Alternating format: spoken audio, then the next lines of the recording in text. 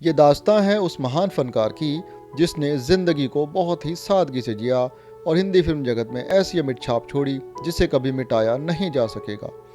आज हम बात करने जा रहे हैं एक ऐसे फनकार के बारे में जिसके बारे में यह कहा जाता है कि उनकी आवाज़ तो महान गायक के एल सहगल साहब से हूबहू मिलती थी, लेकिन वह खुद भारत के शोमैन राज कपूर की आवाज़ बने, जिनकी आवाज़ में दर्द को भी सुकून महसूस होने लगता था। बॉलीवुड की सबसे सफल प्रेम विवाह जोड़ी बने और अपने गानों से भारतीय फिल्म संगीत को ऐसे गीत दिए जिनको कभी भुलाया नहीं जा सकता। उसी गायक का एक गीत जीना इसी का नाम है, आपको कुछ याद आया? जीना इसी का नाम है।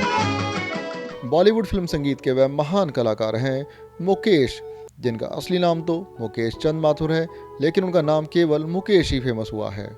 मुकेश का जन्म 22 जुलाई सन 1923 को भारत की राजधानी दिल्ली में हुआ।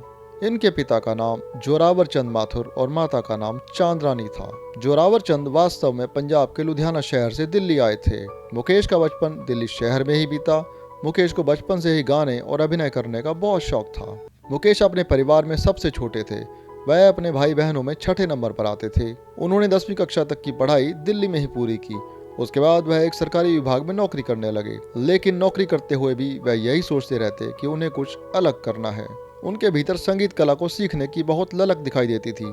फिर कुछ ऐसा हुआ कि उनकी बड़ी बहन, जो कि घर में ही संगीत की शिक्षा ले रही थी, उनको गायन का अभ्यास करते देखकर मुकेश भी उन्हें बहुत ध्यान से सुना करते थे और खुद भी गाने का रियाज करते थे। फिर क्या था, उनका गाना सुनकर हर कोई मंत्रमुग्ध हो जाता था।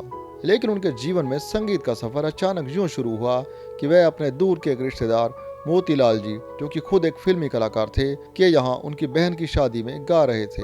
उनकी सुरीली मनमोहक आवाज ने सबका मन मोह लिया।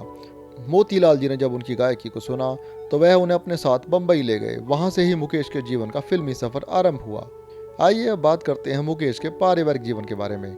मुकेश का पारिवारिक जीवन भी बहुत ही रोचक रहा है। अक्सर यह देखा गया है कि जब भी कोई व्यक्ति किसी भी क्षेत्र में सफलता प्राप्त कर लेता है तो कहीं ना कहीं उसका पारिवारिक जीवन अस्त व्यस्त हो ही जाता है। अधिकांश लोग जो फिल्म जगत से जुड़े हुए थे, अक्सर उनकी विवाहित जिंदगी में एक समय के बाद बिखराव देखा गया है, लेकिन मुकेश के बारे में ऐसा नहीं कहा जा सकता।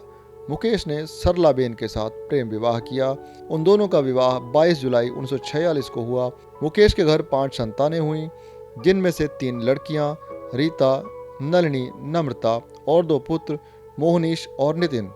नितिन, जिनका नाम नितिन मुकेश है, वह भी एक अच्छे गायक हुए हैं। इसी नितिन के एक पुत्र नील नितिन मुकेश एक अभिनेता हुए हैं, जिन्होंने बॉलीवुड की कुछ फिल्मों में काम किया है। बम्बई पहुंचने के बाद काफ़ी मेहनत के बाद मुकेश को सन 1941 में एक फिल्म निर्दोष में मुख्य कलाकार की भूमिका निभाने का मौका मिला। उसके कुछ समय बाद उन्हें फिल्मों में प्लेबैक सिंगर का काम भी मिलने लगा। उन्होंने बम्बई में सन 1940 से लेकर 1945 तक कई फिल्मों में बतौर अभिनेता भी काम किया, लेकिन यह फिल्में टिकट खिड़की पर ज़्यादा हिट नहीं हो सकीं।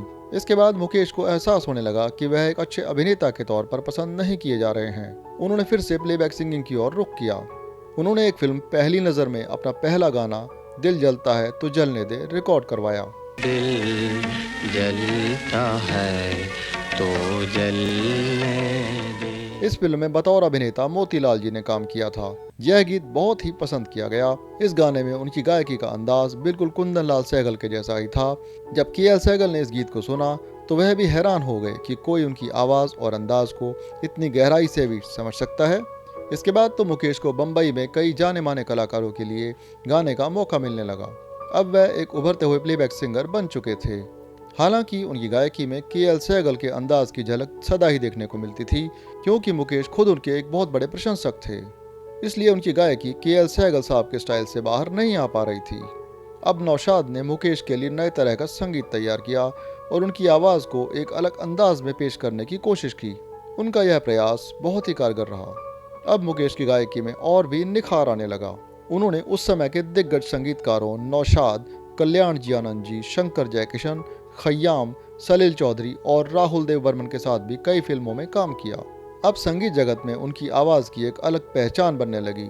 अब एक और फिल्म मूर्ति, जो कि सन 1945 में आई, इस फिल्म में उन्होंने एक गीत बदरिया बरस गई को अपने अलग ही अंदाज से गाया। राज कपूर की फिल्मों के लिए मुकेश ने जो भी गीत गाए वह इतनी जल्दी लोकप्रिय हुए कि उससे प्रभावित होकर राज कपूर ने कहा था कि मुकेश तो मेरी आवाज की आत्मा है, मैं तो केवल एक शरीर हूँ। मुकेश ने अपने फिल्मी संगीत के सफर में सन 1946 से 1976 तक के दशक में इस इंडस्ट्री को लगभग 1300 गीत दिए। मुकेश का कहना था कि मुझे केवल वही गीत गाने हैं जो मेरी आवाज को सूट करें। उन्होंने भी बॉलीवुड के अन्य गायकों की तरह हिंदी के अलावा भारत की अन्य प्रादेशिक भाषाओं पंजाबी, उर्दू और मराठी में भी गाया। इतना ही नहीं, उनकी गायकी का जुनून भारत के बाहर रूस में भी देखा गया। यह उन दिनों की बात है जब उन्होंने राज कपूर की फिल्म श्री 420 के लिए एक गीत मेरा जूता है जापानी गाया। मेरा जूता है जापानी, ये पतलून इंग्लिस्तानी, सर पे लाल। उस समय यह कोई भी नहीं जानता था कि यह गीत मुकेश के गायन को पूरे विश्व में प्रसिद्ध कर देंगे। फिल्म अनाड़ी में गीत सब कुछ सीखा हमने के लिए सर्वश्रेष्ठ गायन के लिए उन्हें फिल्म फेयर अवार्ड भी मिला। फिल्म रजनीगंधा में गाए गीत कई बार यूं भी देखा है को भी राष्ट्रीय फिल्म पुरस्कार से सम्मानित किया गया। साल 2016 में भारत सरकार द्वारा उन पर एक डाक टिकट भी जारी किया गया। संगीत की दुनिया में अपना नाम इस तरह से चमकाने के बाद और बॉलीवुड को कई अनमोल गीत देने के बाद यह सितारा 27 अगस्त सन 1976 को इस दुनिया से अलविदा हो गया। उनकी मौत भारत में नहीं बल्कि अमेरिका के एक शहर डेट्रॉयट में दिल का दौरा पड़ने से हुई। जब राज कपूर को उनकी मौत की सूचना मिली तो वह चौंक से गए। बाद में उन्होंने कहा कि आज मेरी आवाज़ का अंत हो गया है। मुकेश की मौत के बाद भी उनके कुछ गाने रिलीज किए गए थे। बॉलीवुड में मुकेश का नाम सदा अमर माना जाएगा। दोस्तों, संगीत जगत के इतिहास से जुड़ी ऐसी ही जानकारी को जानने के लिए हमारे साथ जुड़े रहें। अगर आपको हमारा यह वीडियो पसंद आया तो लाइक, कमेंट और शेयर करना ना भूलें और हमारे चैनल को सब्सक्राइब जरूर करें।